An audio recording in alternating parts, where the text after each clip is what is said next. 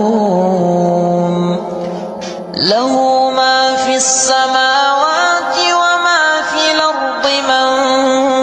ذا الذي يشفع عنده إلا بإذنه يعلم ما بين أيديهم وما خلفهم ولا يحيطون بشيء من علمه